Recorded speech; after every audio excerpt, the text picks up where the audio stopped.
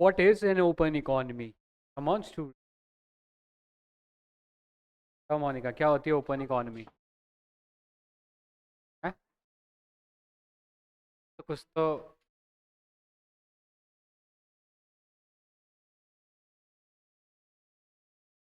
Open economy, दो word है, open economy, इससे क्या समझते हो?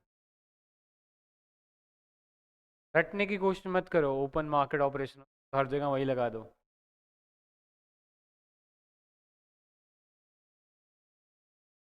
तो तुम लोगों को बताया था ये कि 1950 से 90 हमारी इकोनॉमी क्लोज्ड इकोनॉमी थी। ओपन इकोनॉमी मतलब ऐसी इकोनॉमी जो दुनिया के साथ व्यापार करे, कि दुनिया से इंपोर्ट भी करे, एक्सपोर्ट भी करे दुनिया को, इसको बोलते हैं ओपन इकोनॉमी। समझ में आया? Foreign trade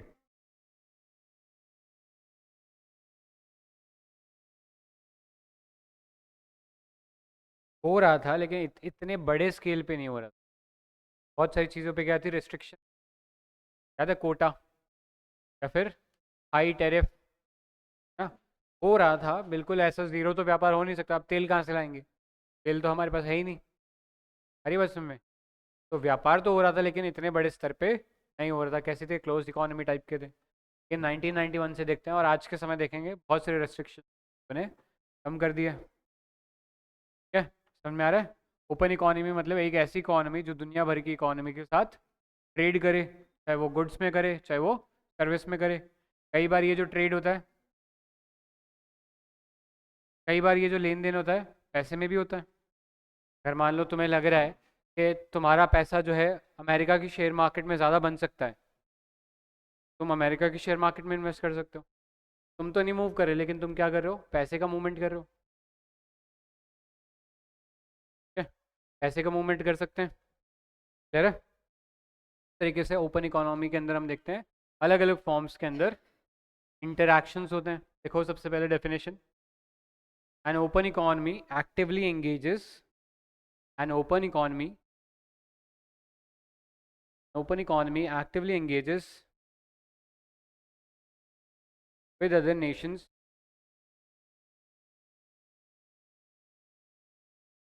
with other nations through multiple channels, through multiple channels, multiple channels of international interaction, through multiple channel of international interaction. Full stop. These connections, these connection enables countries to, these connection enable countries to, enable countries to specialize, enable countries to specialize, comma, grow, specialize, comma, grow, and prosper, and prosper,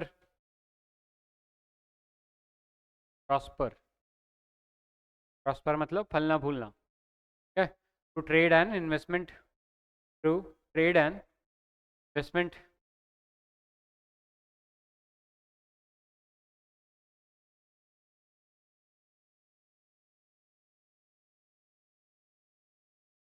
ठीक है? अब ये जो interaction होता है तीन तरीके से हो सकता है। या तो आप गुड्स एंड सर्विसेज का लेन देन कर सकते हो, या सीधे पैसों का लेन देन कर सकते हो। अभी जैसे एग्जांपल दिया, मुझे लग रहा है कि अमेरिका की शेयर मार्केट में पैसा बनेगा, मैं अमेरिका की शेयर मार्केट में पैसे डाल देता हूँ। या वहाँ के किसी, बोल सकते हैं व्यापारी को ऐसा लगता है कि यहाँ की शेयर मार्केट में पैसा बन सकता है, वो इंडिया के स्टॉक्स में इन्वेस्ट कर सकता है पैसे, के पैसे बढ़ेंगे तो प्रॉफिट होगा, प्रॉफिट होगा जितना लगेगा वो निकाल कर भी ले जा सकता है। ऐसे इंटरेक्शन होता है फाइनेंशियल मार्केट में। राइट? कल को मुझे लग रहा है मेरे को एक कंपनी बनानी, उधार चाहिए, लेकिन हो सकता है कि सरकार ने यहाँ पे बहुत सारा उधार उठा रखा हो। ज़्यादा कल एक इफेक्ट पड़ा था, क्राउडिंग आउट इफेक्ट। गवर्नमेंट ने क्या किया? लोगों से सारा पैसा उठा लिया। राइट? ऐसे में क्या होगा? प्राइवेट कंपनीज के पास पैसा उठाने में, मनी सप्लाई में कमी आएगी। राइट? जब पैसे में कमी आएगी तो ऐसे में हो सकता है कि उन्हें लोन महंगा मिले। तो कई बार क्या करते हैं, इंडिया से लोन ना उठा के बाहर की कंपनियों से लोन मांगते हैं, बाहर के बैंकों से लोन मांगते हैं। आया समझ में? ऐसे पैसे का लेन देन हो सकता है ना, अमेरिका के बैंक से इंडिया के यहाँ पर पैसा आ रहा है, या उल्टा भी हो सकता है, वहाँ के बैंक वालों को लगता है इंडिया में पैसा सस्ता मिल रहा है, यहाँ से पैसा ले।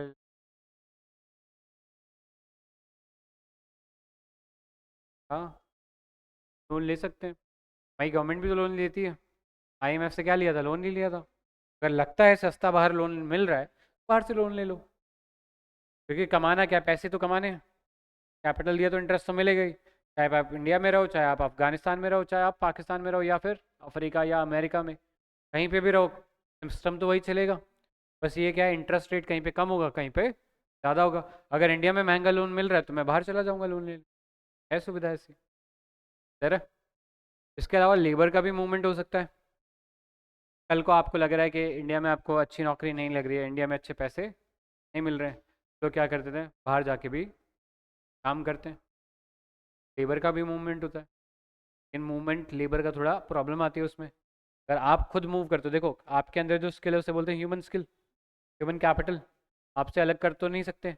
आपके अंदर अगर कोई कोडिंग का स्किल है, कोई लैंग्वेज का स्किल है, तो आपसे अलग करके तो निकाल नहीं सकता मैं उसे। अगर आपके स्किल की मुझे ज़रूरत है तो आपको भी जाना पड़ेगा। और आप जब जाओगे तो इसमें कुछ इश्यूज आते हैं। एक तो नेशनैलिटी का इशू आता है।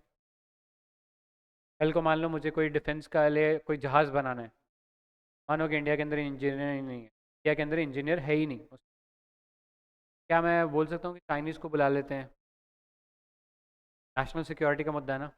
चाइनीज़ को तो पता लग जाएगा फिर, बना वो सब सीक्रेट इन्फॉर्मेशन सारी उनके पास है।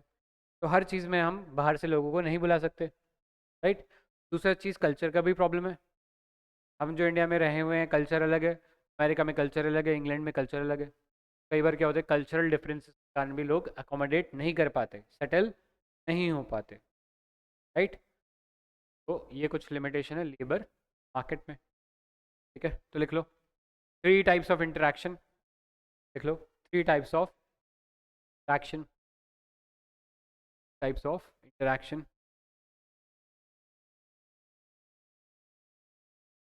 Types of interaction. लिख लो। पहला इंटरेक्शन लिखो, trade in goods and services.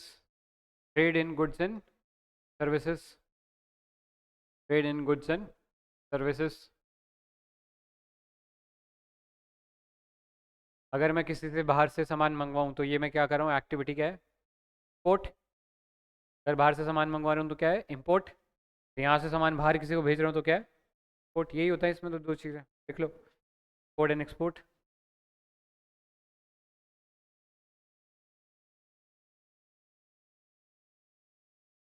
Second लिख लो, financial market. Financial market. Financial market. तो इसमें buying and selling of, buying and selling of financial instruments. Financial instruments. Financial tools like, financial instrument tools like stocks, bonds,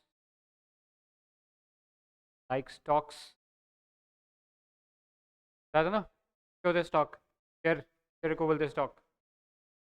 bonds, bonds बताया था ना, उधार पे अगर कुछ उठाते हो तो कागज़ जारी करना पड़ता है, तो क्या बोलते हैं? बॉन्ड,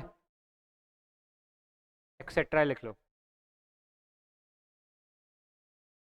ठीक है,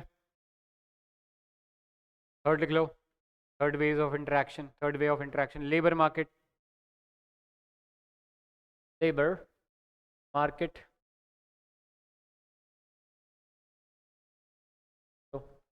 workers crossing border to, workers crossing border to,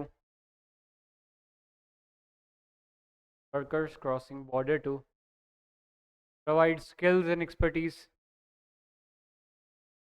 provide skills and expertise foreign economies, foreign economies. Foreign economies, workers crossing border to provide skill and expertise in foreign economy. अगर आपको लग रहा है यहाँ पे आपके स्किल का इतना रिक्वायरमेंट नहीं है, एक चीज़ सिंपल मैंने बताया, हमेशा जितना डिमांड होगा उतना ही ज़्यादा प्राइस मिलेगा। मान लो आपके यहाँ पे जो स्किल है आपके पास, मान लो आपको कोडिंग आती है, सॉफ्टवेयर इंजीनियर, ये में तो बतेरे हैं सॉफ्टवेयर। आप ऐसे में आपको कई बार अच्छा रेट मिलेगा अपने स्किल के लिए। ऐसे में आप बाहर चले जाओ, वहाँ पे आपके स्किल की डिमांड भी ज़्यादा होगी क्योंकि वहाँ पे सप्लाई कम है। फिर क्या होगा, आपको रेट अच्छा मिलेगा। लॉजिक है ना। अगर आपके स्किल की डिमांड बाहर ज़्यादा है तो बाहर चले जाइए, काम कीजिए, पैसा कमाइए। कई बार क्या होगा, बाहर पे लोगों को वैसे स्किल वाले लोग नहीं मिलेंगे तो आपको खुद ब खुद कॉल करके बुलाएंगे कि आ जाओ काम कर लो यहाँ पे। सारी बात समझ में सर। लेकिन इसमें क्या है, थोड़ी प्रॉब्लम्स है, नेशनैलिटी का इशू आता है, कल्चर का इशू है। ठीक है? अभी ये जो व्यापार होता है, लेन देन, इम्पोर्ट एक्सपोर्ट, अगर मैं बाहर से पैसा उठा रहा हूँ या बाहर में सामान भेज रहा हूँ, बाहर से सामान इंपोर्ट कर रहा हूँ, तो इंडियन रुपीज़ में तो सारा ट्रांजैक्शन हो नहीं सकता क्योंकि इंडियन करेंसी लीगल टेंडर कहाँ का है, इंडिया का। इंडिया के बाहर उस रुपीज़ की कोई वैल्यू नहीं है, कोई नहीं एक्सेप्ट करेगा। ऐसे में इंटरनेशनल करेंसीज होती है, में कन्वर्ट भी करना पड़ेगा। इसी रेट को हम बोलते हैं फॉरेन एक्सचेंज रेट। आप अगर आपके पास $1 है, डॉलर के बदले कितने रुपए मिलेंगे, अरे बस में। या और भी जो इंटरनेशनल करेंसीज होती है जो बड़ी पॉपुलर है, जैसे ये वाली यूएस का डॉलर सबसे पॉपुलर। उसके बाद यूरो कहाँ की करेंसी है, यूरोप की। यूरोप तो कॉन्टिनेंट है, तो कॉन्टिनेंट है, करेंसी तो देश की होती है। यहाँ पे तुम्हें एक चीज़ याद रखना, आईआर में तुम कौन से पढ़ोगे, यूरोपियन यूनियन। यूरोप के जो देश हैं उनमें कई जो देश हैं उन्होंने क्या किया, एक यूनियन बना लिया जहाँ पे उन्होंने एक कॉमन करेंसी एक्सेप्ट कर ली है। इस कॉमन करेंसी का नाम क्या है, ठीक है? 27-28 देश है इसके अंदर टोटल, और ये सब कौन सी करेंसी चलाते हैं। Next, Japanese yen, Japan, currency का नाम येन, येन। ठीक है? फिर ब्रिटिश पाउंड, पहले ब्रिटिश की भी करेंसी जो थी वो बात चल रही थी कि वो यूरो में कन्वर्ट हो जाएंगे, लेकिन वो कन्वर्ट नहीं हुआ, उल्टा यूरोपियन यूनियन से भी बाहर निकल गए। अब वो अपनी जो करेंसी है जो उनके पहले से चल रही थी, नाम था इसका पाउंड, ब्रिटिश पाउंड चलेगा। एक और करेंसी है बड़ी फेमस, चाइना की। आज दुनिया भर में सामान, तुम्हारे हाथों में जो फ़ोन है लेकर तुम्हारे जो कपड़े भी ये चाइना में बन रहे हैं, राइट। दुनिया भर चाइना से सामान खरीद रही है, चाइनीज़ रुपए की या जो चाइनीज़ करेंसी उसकी भी डिमांड बढ़ेगी। ऐसे एक नई पावरफुल करेंसी इमर्ज करिए, नाम है इसका चाइनीज़ युआन, और नाम है इसका रेनमिनबी, रेनमिनबी।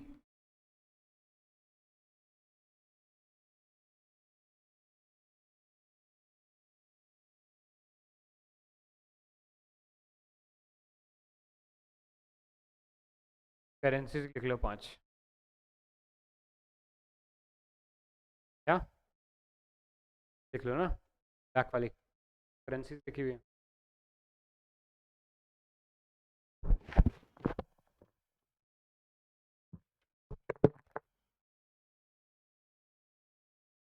हो नहीं सकता।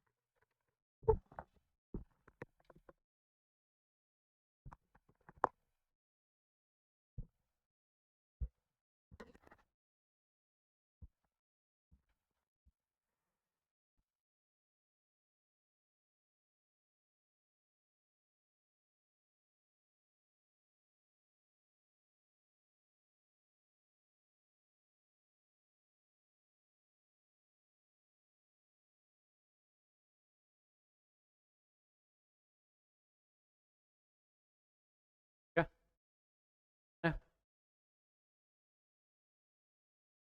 ये पॉपुलर इंटरनेशनल करेंसी है, यूएस डॉलर सबसे पॉपुलर, यूएस डॉलर के बाद यूरो, येन, ब्रिटिश पाउंड और चाइनीज़ युआन या रेनमिन भी। ये कुछ पॉपुलर करेंसी है इंटरनेशनल लेवल पे। ज़्यादातर जो लेन देन होता है इन्हीं करेंसीज में होता है, और सबसे ज़्यादा किस में होता है,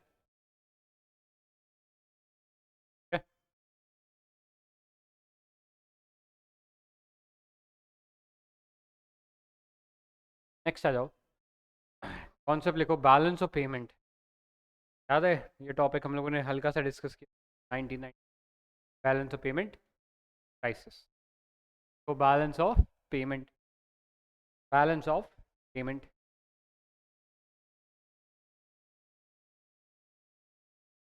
बैलेंस ऑफ पेमेंट। देखो मैं कह रहा हूँ कि एक ओपन इकोनॉमी दुनिया की डिफरेंट इकोनॉमीज के साथ क्या करती है, ट्रेड करती है, गुड्स एंड सर्विसेज में भी करती है, कभी पैसे में भी लेन देन करती है, कभी लेबर मार्केट में भी लेन देन। ये जब ट्रांजैक्शंस होती हैं एक देश की दूसरे देश के साथ, जब हम इसका एक रिकॉर्ड बनाते हैं देश का, पूरी दुनिया से जो भी लेन देन है, जब मैं उसका एक रिकॉर्ड बनाऊंगा तो इस रिकॉर्ड को ही हम बोलते हैं बैलेंस ऑफ। कि बस तुम ये नोट डाउन करो कितना पैसा आया कितना पैसा गया। बजट याद है, बजट में भी सेम काम करे थे, कितना पैसा आया कितना पैसा गया, क्या रिसीट है क्या एक्सपेंडिचर है। वैसे ही जब तुम एक देश के लेवल पर एक कॉम्प्रिहेंसिव रिकॉर्ड बनाते हो जिसके अंदर ये लिखा हुआ है कि इस देश के जो सिटीजन है, नागरिक है, रेजिडेंट्स हैं, उन्होंने पूरी दुनिया के साथ कितना व्यापार किया है, तुम इसका रिकॉर्ड बनाओगे। इस रिकॉर्ड को आप क्या बोलोगे, बैलेंस ऑफ। डेफिनेशन लिख लो पहले BOP. Low, the BOP is a comprehensive record, BOP is a comprehensive record documenting, comprehensive record documenting all economic transaction, documenting all economic transaction between a nation's residents, the nation's residents, transaction between residents and the rest of the world, and the rest of a world over a specific period, over a specific period, typically 1 year, typically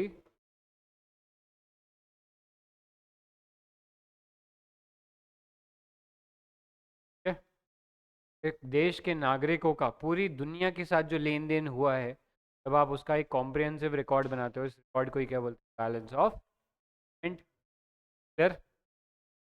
हाँ।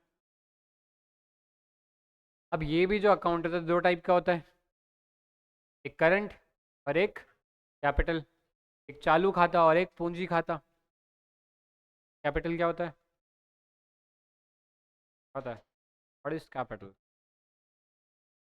Anything that holds value for you, कोई asset create करे ना। और दूसरा है current account, जिसे English में बोलते हैं चालू खाता। चालू मतलब चल रहा है, हाँ लेन देन के लिए यूज़ होता है।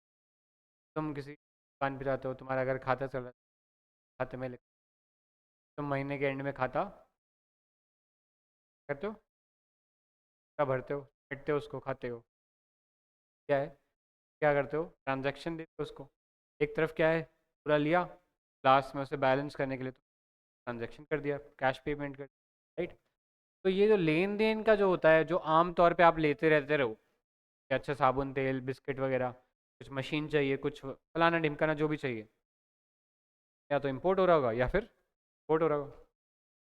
जो बोल सकते हैं रिकॉर्ड्स है गुड्स एंड सर्विसेज का, एक साल के अंदर जो लेन देन होता है, ट्रेड होता है, प्लस कुछ ऐसी पेमेंट होती है जिन्हें हम बोलते हैं ट्रांसफर पेमेंट, मतलब ऐसी पेमेंट्स जो एक तरफा आती है जिसके बदले कोई गुड्स एंड सर्विसेज मांग, तो हो सकता है एक ऐसी पेमेंट आ रही है जिसके बदले कोई पैसे की मांग ही नहीं है, तब एक तरफा पैसा आ रहा है।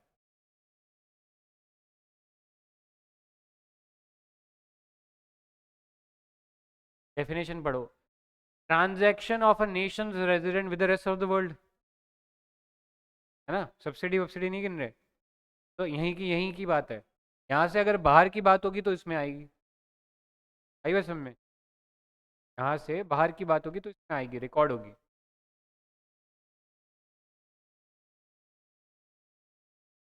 दान देता है, दान देता है तो यस वो दान आ सकता है, कैश एंड ग्रांट्स। अगर मैं दान दे रहा हूँ, कल को मैं भिखारी को दान दे रहा हूँ, इसका मतलब ये थोड़ी मैं उससे कोई सर्विस मांग लूँगा, चल पैर दबा, नहीं ना, वो एक तरफा पैसा है, राइट। ऐसे पैसे को क्या बोलते हैं? Transfer payment. किसके कंटेक्स्ट में? बीओपी के कंटेक्स्ट में। ठीक है, याद रहेगा। ये जो करंट अकाउंट है इसमें ब्रॉडली तीन चीज़ें आती हैं। पहला ट्रेड इन गुड्स, या पहला ट्रेड इन गुड्स, दूसरा ट्रेड इन सर्विसेज। अब ये सर्विसेज इनविजिबल होती हैं। अगर मैं तुम्हें बोल रहा हूँ कि मैं सॉफ्टवेयर दे रहा हूँ, मैं किसी को सॉफ्टवेयर बेच रहा हूँ, सर्विस है। मान लो मैंने हर्षिता को सॉफ्टवेयर बेच दिया, क्या हर्षिता जो है वो सॉफ्टवेयर को टच कर सकती है? मैं बोल रहा हूँ हर्षिता को मैं टूरिज्म की सर्विस दे रहा हूँ, टूरिज्म को टच कर सकती है कि अल्ले मैंने टूरिज्म के हाथ लगा दिया? ये सब क्या है? इन है। लास्टली क्या है? ट्रांसफर है। सबसे पहले एक काम करो, एक फ्लो चार्ट सा बनाओ, ऊपर हेडिंग डालो बीओपी, बैलेंस ऑफ पेमेंट, और बैलेंस ऑफ पेमेंट के नीचे दो कंपोनेंट आएंगे, एक आपका करंट अकाउंट, एक आपका कैपिटल अकाउंट। ये लाइंस लिख लो उनके नीचे।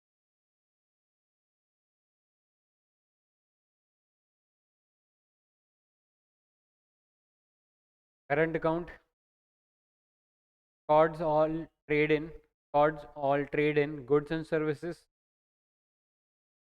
Cord all trade in goods and services, plus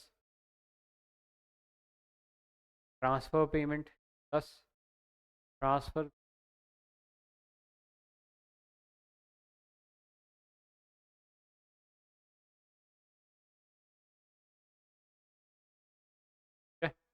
दूसरी तरफ कैपिटल लिखो, all international transaction of assets, all international transaction of assets and investment,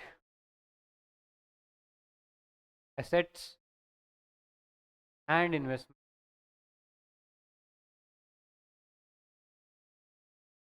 ठीक है, कहने का मतलब ऐसा पैसे का लेन देन जिससे या तो कोई कैपिटल क्रिएट हो रहा है, मतलब कोई एक एसेट क्रिएट हो रहा है, या कोई इन्वेस्टमेंट हो रही है, इन्वेस्टमेंट खत्म हो रही है, या एसेट खत्म हो रहा है।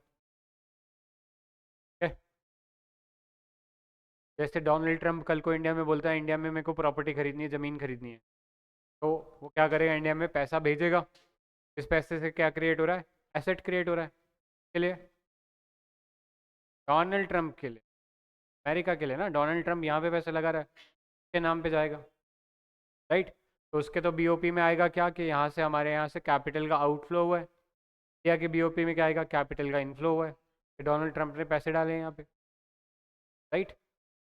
ये भी हो सकता है कल को डोनाल्ड ट्रंप को ज़मीन पसंद नहीं आए, ज़मीन बेच दे, बेच के क्या करेगा? अपने जो कैपिटल है उसको ले जाएगा, पैसा ले जाएगा। तो इस केस में क्या दिखाई देगा? कैपिटल आउटफ्लो हो रहा है, हमारे देश से कैपिटल चल रहा है, और अमेरिका के अंदर जा रहा है कैपिटल। ठीक है, कोई और इससे ज़्यादा मोटा लॉजिक नहीं। नेक्स्ट आ जाओ, करंट अकाउंट कंपोनेंट्स क्या क्या होते हैं? ये बना लो करंट अकाउंट्स के कंपोनेंट्स। चाहो तो उसी में कंटिन्यू कर सकते हो, दो चार्ट बनाया उसी में कंटिन्यू कर सकते हो। करंट अकाउंट में मर्चेंडाइज, मर्चेंडाइज मतलब गुड्स के अंदर import and export, merchandise import exports of goods.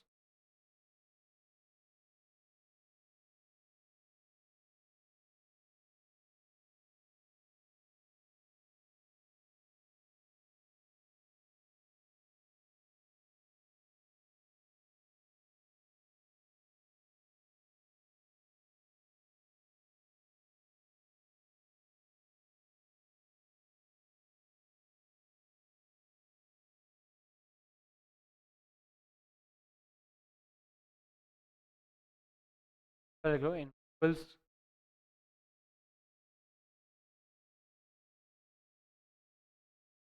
अब इनविजिबल्स को भी दो टाइप्स में डिवाइड कर सकते हैं, सर्विसेज हैं तो दो टाइप से डिवाइड कर सकते हैं। एक होती है फैक्टर इनकम, याद है? फैक्टर इनकम, चार थे ना factors of production: labour, land, capital और एंटरप्रेन्योर। तो अगर कोई इनकम फैक्टर प्रोडक्शन में आ रही है तो क्या बोलते हैं? Factor income. के अलावा कोई सर्विस दी जा रही है तो वो क्या है? नॉन फैक्टर सर्विस है या नॉन फैक्टर इनकम है। तो इसके अलावा सर्विस क्या हो सकती है? ट्रांसपोर्ट, मैं सामान बना लिया, सामान को भेजना भी है, ट्रांसपोर्ट ये क्या है? सर्विस है, राइट। इंश्योरेंस, हमें लग रहा है कि रास्ते में शायद एक्सीडेंट हो जाए, सामान ख़राब हो जाए, तो उसके लिए तुम क्या लेते हो? इंश्योरेंस। भैया इसको इंश्योर कर दो, थोड़े से पैसे ले लो, लेकिन अगर ये टूट गया तो मेरे को पूरे पैसे वापस। यही होता है इंश्योरेंस, है। ये सब किस में आएंगे? नॉन फैक्टर सर्विसेज में।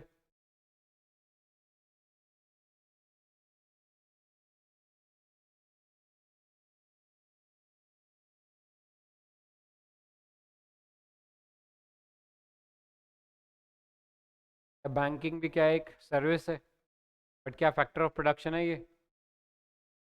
क्या है? तो ये भी क्या है? नॉन फैक्टर इनकम या नॉन फैक्टर सर्विस है।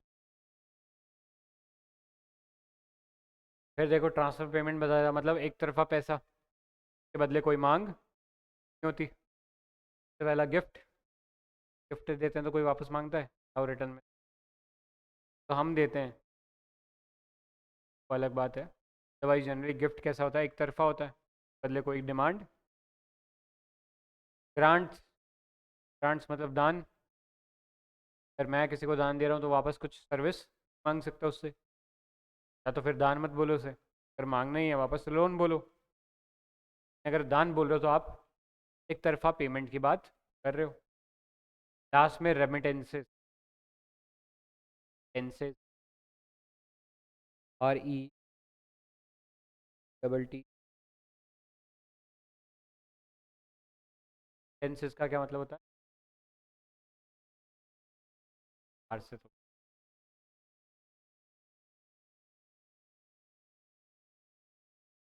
मान लो मैं हूँ, मैं घर से बाहर चला गया, काम कर रहा हूँ, घर वालों को भी पैसे भेजूंगा, वो पैसा जो मेरे द्वारा अपने घर वालों को भेजा जाएगा, तो बदले सर्विस मांग लूँ क्या कि बराबर सामान भेजो? नहीं मांग सकता। ये पैसा कैसा है? एक तरफा है। और इंडिया इस चीज़ में बहुत लकी है कि हम दुनिया के सबसे लार्जेस्ट रेमिटेंस क्या जो बड़ी है, चलो ये फ़ायदा है कि भले वो इंडिया में नहीं काम करे, बाहर जाके काम करे, बाहर से वो रेगुलरली पैसा भेजते हैं, से बोल सकते हैं हमारा काम चल रहा है। तो आपको पता ही है, हमारा इंपोर्ट कम है, एक्सपोर्ट, सॉरी, हमारा एक्सपोर्ट कम है, इंपोर्ट ज़्यादा है। वैसे तेल ही सबसे ज़्यादा भट्टा बैठा था हमारा।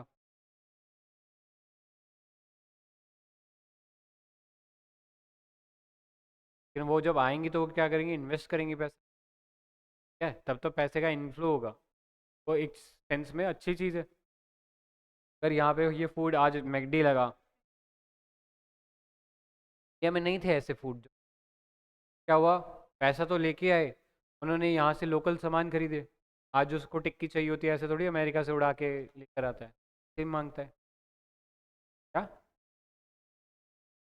लोगों को अपने गुड्स बेचने का मौका मिल रहा है उनको। ये जो विदेशी कंपनी आई, ये जो डिमांड इन्होंने भी तो करी होगी ना, अच्छा मुझे ये फैक्ट्री बनानी है या मुझे ये ऑफिस बनाना है, इसके लिए मुझे सरिया चाहिए, सीमेंट चाहिए, तो यहीं से आया है वो। अरे उसमें फिर लोगों को जो एम्प्लॉय किया, तो ऐसे थोड़ी अंग्रेज आ रहे हैं काम करने, इंडियन ही लोग काम कर रहे हैं। ये बर्गर फार्म, इसमें इंडियन लोग काम कर रहे हैं सारे, राइट। सब चीज़ों ने हेल्प किया हमारे यहाँ एम्प्लॉयमेंट प्रोवाइड करने में। उसके साथ साथ लोगों के हाथ में जब एम्प्लॉयमेंट होगी, पैसा आएगा, आगे खर्चा करेंगे। प्लस एक और चीज़ है, जब ये कंपनीज आती है तो अपने साथ क्या लेके आती है? टेक्नोलॉजी लेके आती है। हाँ, आज अगर चाइना में हम बोलते हैं कि वो ओप्पो, वन प्लस, शाओमी कैसे बन गए? वहाँ पर कंपनी गई थी आईफोन, तो आईफोन की टेक्नोलॉजी को वो सीख गए ताकि आईफोन बन कैसे रहे, और फिर उस टेक्नोलॉजी से आगे अपने ब्रांड्स बना लिए ना। तो फ़ायदा है, ठीक है। ये तो सारा था करंट अकाउंट का हिस्सा, जिसमें लेन देन होता है। तीन तरह का ये लेन देन हो सकता है, या तो गुड्स के अंदर ट्रेड होगा, जिसे बोलते हैं विजिबल पोर्ट होगा, या फिर पोर्ट होगा। फिर तुम्हारी आती है इनविजिबल्स, में तुम्हारी सर्विसेज आती हैं और ट्रांसफर पेमेंट आती है। सर्विसेज भी दो टाइप की हो सकती हैं, फैक्टर इनकम वाली सर्विसेज, क्या है? क्या आपने कैपिटल दे रखा है किसी को, पहले प्रॉफिट, इंटरेस्ट, डिविडेंड वगैरह, वो सब चीज़ें। एम्प्लॉय बाहर काम कर रहा है, वो सर्विसेज के बदले पैसा भेज रहा है, राइट। और लास्ट में आपका क्या आ जाता है? ट्रांसफ़र पेमेंट, गिफ्ट्स, ग्रांट्स और रेमिटेंस। याद रहेगा रेमिटेंस क्या होती है?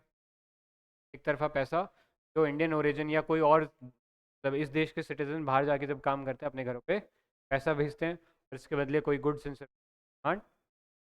रेमिटेंस किस कैटेगरी में पढ़ते हो? ट्रांसफ़र पेमेंट है। अब वो वाला पैसा जहाँ पर कोई एसेट क्रिएट होता है, इन्वेस्टमेंट क्रिएट होती है, वो पैसा सारा का सारा तुम्हारे कौन से अकाउंट में आएगा? कैपिटल। ठीक है, जब आप कोई एसेट क्रिएट कर रहे हो या एसेट ख़त्म कर रहे हो, वो सारा पैसा कहाँ पर आएगा? Capital account. इसमें दो टाइप का होता है।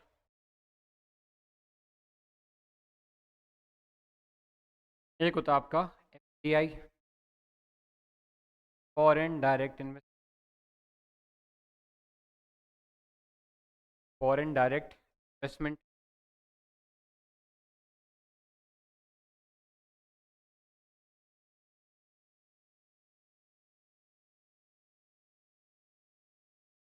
का, फॉरेन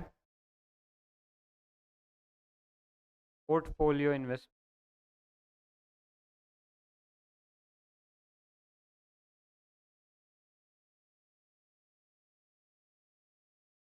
है। एफडीआई, एफपीआई, डिफरेंस क्या है? मान लो कल को मैं एक एप्पल वाली कंपनी है मेरी, राइट? मैं इंडिया में चाहता हूँ इंडिया में फैक्ट्री लगे मेरी। मैं चाहता हूँ इंडिया के अंदर फैक्ट्री लगे, तो इंडिया में क्या डालने पड़ेंगे? पैसे डालने पड़ेंगे। क्या कैपिटल लगाना पड़ेगा इंडिया के मार्केट में, यहाँ पे पैसा आएगा। वो पैसा क्योंकि लंबे समय तक इंडिया में रहने वाला है, डायरेक्टली उससे क्या क्रिएट हो रही है? ओनरशिप क्रिएट हो रही है। संपत्ति खरीद रहा हूँ ना मैं, अगर फैक्ट्री लगा रहा हूँ तो एक चीज़ की ओनरशिप ले रहा हूँ। तो ये आता है तुम्हारा फॉरेन डायरेक्ट। है, फॉरेन डायरेक्ट इन्वेस्टमेंट से क्या क्रिएट होती है? ओनरशिप। क्लियर? और इस ओनरशिप के फ़ायदे क्या हैं? लंबे समय तक पैसा यहाँ पे रहेगा। भारत का जो बोल सकते हैं आरबीआई के पास, मैंने बताया था, फॉरेन एक्सचेंज रहता है, देशी मुद्रा रहती है, फॉरेन करेंसी रहती है। इससे क्या होगा? हमारे इंडियन मार्केट के अंदर या आरबीआई के पास जो फॉरेन एक्सचेंज है वो बढ़ेगा। ठीक है, नेक्स्ट चीज़ क्या होगी इसके अलावा? अगला जो चीज़ आप बोल सकते हो फॉरेन डायरेक्ट इन्वेस्टमेंट का फ़ायदा क्या होगा? यहाँ पर लोकल डिमांड क्रिएट होगी। अगर मैं कल को फैक्ट्री बनाता हूँ आईफोन की यहाँ पे, तो उसके लिए जो सीमेंट चाहिए होगा, सरिया चाहिए होगा, जो बोल सकते हैं फर्नीचर चाहिए होगा, सब इंडिया से आएगा। बाकी भी कंपनीज को हेल्प होगी, उनकी डिमांड बढ़ेगी। ठीक है, और जब कंपनी लगेगी तो इसमें कुछ लोग काम करने के लिए भी चाहिए होंगे लेबर के तौर पे। तो क्या होगा? एम्प्लॉयमेंट बढ़ेगी, क्या हाथों में भी पैसा जाएगा। ठीक है, और जब वो पैसा कमाएंगे तो आगे सरकार को भी टैक्स भरेंगे, सरकार की भी क्या होगी? कमाई होगी। प्लस जब ये कंपनीज बाहर से आती हैं, ओनरशिप लेती हैं, तो इनके एक काम करने का तरीका होता है, मैनेजमेंट का तरीका होता है। देखना किसी अच्छे स्कूल जाओगे या किसी अच्छे उसमें जाओगे, इंस्टीट्यूशन में जाओगे, तो आप देखोगे अच्छा काम करने का सेट तरीके। ये काम ऐसे ही होना है, करने वाले जैसे नहीं कि जब मन किया दुकान खोल दी, दुकान बंद कर दी। कोई नियम कायदे कुछ नहीं है। जो एम्प्लॉयज़ है उनके पास कोई सोशल सिक्योरिटी नहीं है, उनके पास कोई इंश्योरेंस नहीं है, उनके पास कोई पेंशन नहीं है, उनके पास कोई हेल्थ इंश्योरेंस नहीं है। मान लो कल को बीमार हो गए, फिर सारा जो पैसा कमाया था बीमारी में चला जाए, राइट? कई बार ये कंपनी जब आती है अपने साथ टेक्नोलॉजी और मैनेजमेंट स्किल्स लेके आती है, हमारे कंपनीज के लिए अच्छा है। आज मैकडी आया, मैकडी में चलो ठीक है, खाने का एक नया तरीका सिखाया हमें। आज उसी चेन का एग्जाम्पल लेके देख सकते हैं कि इंडिया में जगह जगह छोटे ऐसे चेन हैं, तो लोकल कंपनीज ने, जैसे बर्गर फार्म है, क्या का ही है ना, यहीं का ही है, लोकल आदमी ने खोला है। क्या तुमने वो सुना होगा, चाय वाला है, वो बहुत सारे फ्रेंचाइज बेचते हैं, है ना? ये चाय वाला का वो फेमस चाय सुट्टा बार। आजकल डॉली चाय वाला भी अपनी वो फ्रेंचाइज बेच रहा है।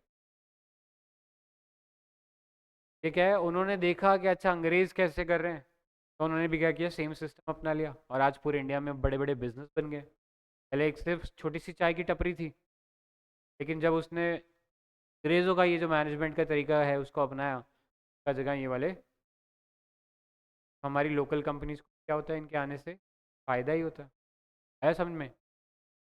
एफडीआई क्या है? एक लॉन्ग टर्म का इन्वेस्टमेंट है जिसके थ्रू क्या क्रिएट की जा रही है? ओनरशिप। है, क्योंकि ये पैसा लंबे समय के लिए आता है इंडिया में, हमारे लिए फ़ायदा ही है। ऐसा नहीं है कि कल को फैक्ट्री बेचूंगा और भाग जाऊंगा।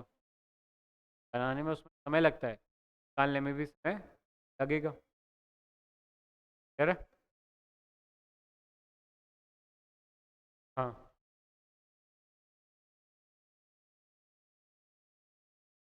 आप ज़मीन ले रहे हो यहाँ पे? हाँ, किराए पे भी ले रहे हो तो ले तो रहे हो ना। जैसे अभी अगर ये बिल्डिंग भी किराए पे तो ली तो है ना। ये किराए पे लेकिन एसेट तो है। ठीक है, इसमें बैठ के मैं 10 क्लासेस और ले लूँ, पैसा क्रिएट हो सकता है। एफडीआई क्या है? ऐसा इन्वेस्टमेंट जो कि ओनरशिप क्रिएट करता है। वहीं दूसरी तरफ है फॉरेन पोर्टफोलियो इन्वेस्टमेंट। ये भी अगेन पैसा जो बाहर से आता है, लेकिन इसमें डिफरेंस क्या है? ये लंबे समय वाला पैसा, कि मैं ओनरशिप नहीं क्रिएट करना। मैं चाहता हूँ कि यहाँ के स्टॉक मार्केट में पैसा डालूँ, पैसा बढ़े, पर भाग जाऊँ। या अगर मुझे नुकसान होने लगे, लग रहा है अरे ज़्यादा नुकसान तो नहीं हो जाएगा, तो मैं पैसा डालूँ और ऐसा समझ में से। तो फॉरेन पोर्टफोलियो क्या है? पोर्टफोलियो मतलब शेयर बाजार तक, शेयर बाजार तक या फिर बॉन्ड मार्केट तक ही लिमिटेड रहता है। ठीक है, ये कैसा होता है? बोल सकते हैं अनस्टेबल मनी है, लंबे समय तक टिकता नहीं है। जिस दिन तुम्हें प्रॉफिट ज़्यादा मिलेगा तुम लेकर भाग जाओगे। ये बस में इतना ही डिफरेंस है। एफडीआई में एफडीआई ओनरशिप क्रिएट करता है, एफपीआई जो होता है सिर्फ प्रॉफिट मोटिव के लिए इन्वेस्टमेंट होता है। तो ये कैसा होता है? अनस्टेबल होता है। अगर मुझे लगेगा कि पैसा नहीं बन रहा, या जितना मेरे को पैसा बनाना था उतना बन गया, तो मैं लेकर निकल जाऊंगा। मुझे मतलब नहीं पड़ता यहाँ पे किसी एम्प्लॉयमेंट क्रिएट हो रही है नहीं हो रही है, टेक्नोलॉजी आ रही है नहीं आ रही है, उससे मैं तब है ना। मैं क्या, फॉरेन इन्वेस्ट दो टाइप की, एफडीआई और एफपीआई। कई जगह पे ये वर्ड तुम्हें ना एफपीआई की जगह मिलेगा एफआईआई, फॉरेन इन।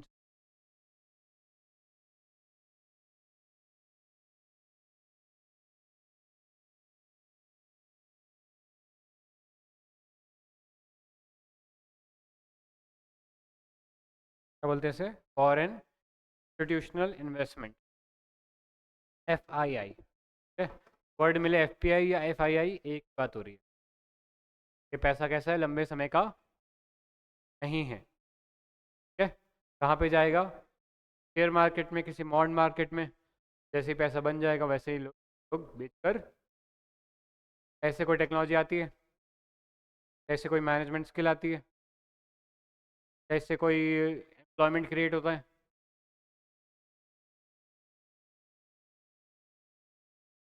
फिर नेक्स्ट, पैसा आप और तरीके से भी कमा सकते हो, लोन से भी कमा सकते हो। अगर मैं लोन ले लूँ तो पैसा आएगा, और अगर मैं लोन दे दूँ पैसा आएगा। तो सेकंड कंपोनेंट लोन लिख लो, सेकंड कंपोनेंट लोन लिख लो, कैपिटल अकाउंट का।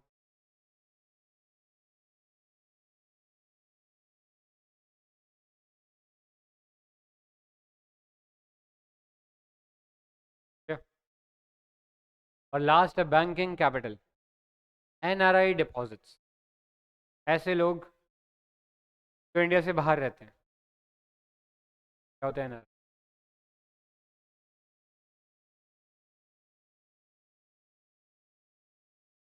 क्या है? तुम कल को नेपाल घूमने गई, तुम बोलोगे तुम एनआरआई हो?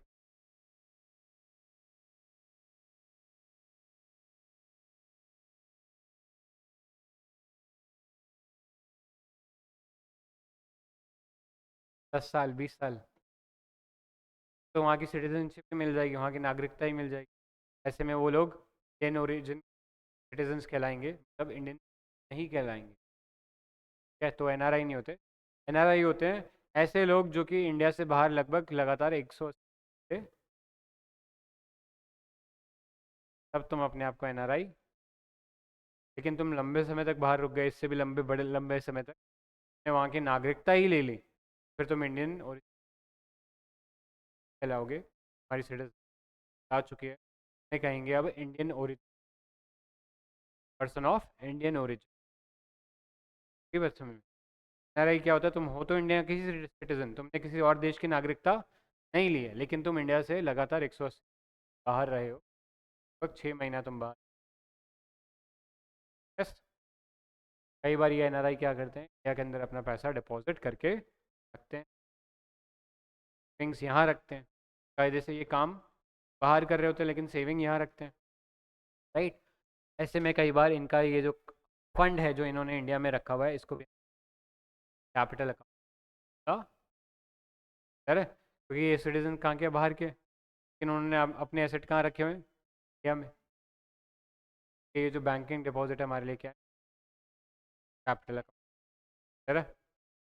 यहाँ तक डाउट नहीं? चलो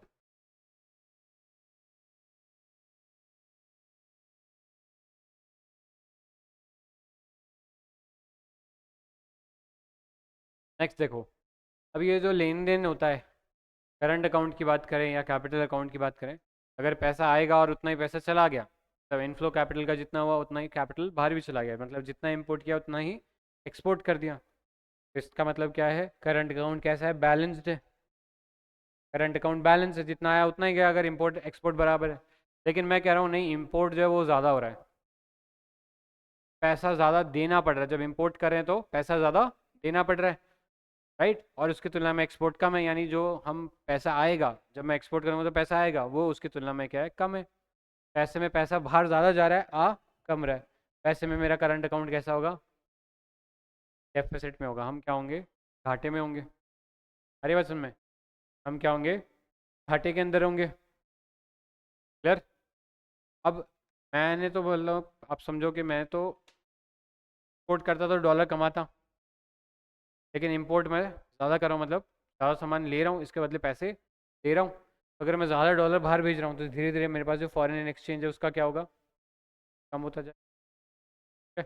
यही सिचुएशन हो रही थी 1990s के अंदर, ये वाली सिचुएशन हो रही थी। करंट अकाउंट में क्या थे, डेफिसिट से बहुत ज़्यादा इंपोर्ट करते थे लेकिन एक्सपोर्ट पे कोई ध्यान नहीं था। तो ऐसे में ये जो बिल को कवर करने के लिए हमारा फॉरेन एक्सचेंज कब होगा, फॉरेन एक्सचेंज धीरे धीरे क्या होगा, मैंने बताया था एक पॉइंट ऐसा आ गया था कि हमारे पास सिर्फ 15 दिन का इंपोर्ट कवर करने के पैसे बचे थे, 16वें दिन दिवालिया हो जाते, इंपोर्ट कर ही नहीं पाते। यार एक और सिचुएशन हो सकती है करंट अकाउंट सरप्लस, जब मैं बोलता हूँ कि अच्छा इंपोर्ट जो है मैं कम कर रहा हूँ, एक्सपोर्ट ज़्यादा कर रहा हूँ, यानी मैं डॉलर कमा रहा हूँ, तो मेरे यहाँ से डॉलर जा रहे हैं उसकी तुलना में क्या है, कम है।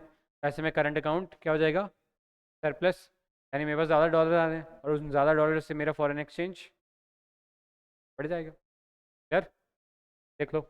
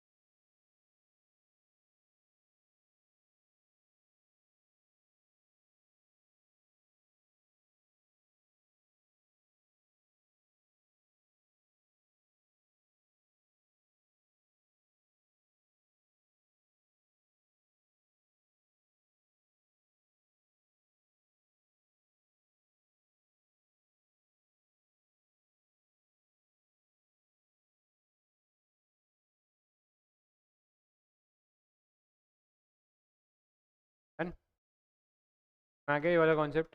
इसी तरीके से सेम चीज़ हम कैपिटल अकाउंट में भी बोल सकते हैं। अगर बाहर से पैसा आ रहा है, बहुत ज़्यादा कैपिटल आ रहा है, कैपिटल इनफ्लो ज़्यादा है, कैपिटल आउटफ्लो कम है, क्या होगा, हमारे यहाँ पे फॉरेन एक्सचेंज बढ़ेगा। इस तरीके से अगर मैं बोल दूँ कैपिटल आउटफ्लो जितना है, जितना पैसा बाहर जा रहा है उतना ही पैसा आ रहा है, हम क्या है, capital outflow capital inflow balanced है, इसका मतलब फॉरेन एक्सचेंज पे कोई फ़र्क नहीं पड़ेगा। लेकिन अगर मैं बोल दूँ नहीं, हमारा जो कैपिटल आउटफ्लो है ये ज़्यादा है, कैपिटल इनफ्लो कम है, यहाँ से पैसा ज़्यादा बाहर जा रहा है, इधर कम आ रहा है, तो ऐसे में क्या हो जाएंगे, फॉरेन एक्सचेंज क्या होगा, कम हो जाएगा। ज़्यादा पैसे बाहर जा रहे हैं ना, पैसे देने पड़ेंगे, वो पैसे कहाँ से जाएंगे, हमारे आरबीआई के पास जो फॉरेन एक्सचेंज। अगर मान लो तुम्हारे घर में भी अगर ऐसा होता है, हाँ, कम थी उससे ज़्यादा खर्चा हो गया, तो फिर क्या करना पड़ेगा, बेचनी पड़ेगी। तो ऐसे में घर में एसेट्स की क्वांटिटी कम होगी। लेकिन तुम बोल रहे हो कि नहीं, तुम्हारे यहाँ तो इनकम ज़्यादा है, खर्चा कम है, तुम्हारे पास धीरे धीरे सेविंग्स बढ़ने लगेगी, तुम्हारे पास नंबर ऑफ एसेट्स बढ़ने लगेंगे, लेकिन तुम्हारी इनकम और एक्सपेंडिचर बराबर है, में क्या होगा, फर्क पड़ेगा। ठीक है? यही सेम चीज़ हो सकती है कहाँ पर, आपके कैपिटल अकाउंट के अंदर भी। ठीक है, कैपिटल अकाउंट के अंदर भी सेम चीज़ हो सकती है, या तो पैसा आएगा या फिर पैसा जाएगा। ठीक है, पैसे आने के तरीके ये थे, पैसे जाने के तरीके ये है। ठीक है, एक्सप्लेन करा हुआ है ये पैसे आने और जाने का तरीका। अब देखो, यहाँ पे कॉन्सेप्ट समझो। अब ये जो टोटल खाता है, current account plus capital account, ये बैलेंस होना चाहिए। करंट अकाउंट और कैपिटल अकाउंट क्या होना चाहिए, दोनों मिलकर बैलेंस करने चाहिए। यानी अगर पैसा कम पड़ रहा है करंट अकाउंट में, कैपिटल अकाउंट में पैसा ज़्यादा आ रहा है, वहाँ से पैसे की पूर्ति करंट अकाउंट के डेफिसिट को भरने में। लेकिन मान लो कि सारा तुम इनफ्लो इनफ्लो कर रहे हो, मतलब इंपोर्ट इंपोर्ट कर रहे हो, हमारे यहाँ पर बहुत ज़्यादा पैसा आ नहीं रहा है, ऐसे में क्या हो जाएगा, हम बोल सकते हैं कि हमारा जो बीओपी होगा ये क्या हो सकता है, नेगेटिव हो सकता है। हम अगर बहुत ज़्यादा सामान इंपोर्ट कर रहे हैं, एक्सपोर्ट कुछ नहीं कर रहे हैं, यानी हमारा करंट अकाउंट कैसा है, घाटे में, क्योंकि उस घाटे को भरने के लिए हमें कैपिटल अकाउंट से पैसे निकालने पड़ेंगे। और धीरे धीरे हो सकता है कई बार कैपिटल अकाउंट में भी उतने पैसे ना हो, तो फिर क्या देना पड़ेगा, फॉरेन एक्सचेंज रिजर्व निकालना पड़ेगा आरबीआई के पास से। तो ऐसे में क्या होगा, अगर बीओपी डेफिसिट में है, बीओपी डेफिसिट में है तो फॉरेन एक्सचेंज रिजर्व डिक्रीज करेगा। अगर मैं कह रहा हूँ बीओपी जो है सरप्लस में है, मतलब ज़्यादा पैसा अंदर आ रहा है, बाहर कम जा रहा है, यानी मैं एक्सपोर्ट ज़्यादा कर रहा हूँ, इंपोर्ट कम कर रहा हूँ, plus capital inflows FDI FPI भी इंडिया के अंदर आ रहे हैं, ऐसे में क्या होगा, बीओपी सरप्लस होगा, नेट पोजीशन बनेगी पॉजिटिव, और ऐसे में इम्पैक्ट जो होगा फॉरेन एक्सचेंज पे क्या होगा। ठीक है, अगर दोनों बराबर हो जाते तो कोई दिक्कत ही नहीं है। अगर बीओपी बराबर है, मतलब जितना आया उतना ही गया दोनों खातों में, तो नेट पोजीशन जीरो रहेगी और no change in the reserve, जितने फॉरेन एक्सचेंज पहले थे उतने ही रहेंगे। और अगर ऐसी स्थिति आ जाती है जहाँ पर बहुत ज़्यादा इनफ्लो हो रहा है, मतलब हम बहुत ज़्यादा इंपोर्ट कर रहे हैं, पैसा जो है इंडिया से बाहर जा रहा है, मतलब पैसा आउटफ्लो कर रहा है, एक सिचुएशन आ सकती है कि जहाँ पे आपके पास उसको पूरा करने के लिए पैसे ना बचे, और इसी स्थिति को हम क्या बोलते हैं, बीओपी क्राइसिस। बताया था 1991 में यही सिचुएशन आ गई थी, पैसे नहीं बचे थे, यार इंपोर्ट कवर ही नहीं कर पाते। एक बार इसको बीओपी को बना लो ऐसे, बीओपी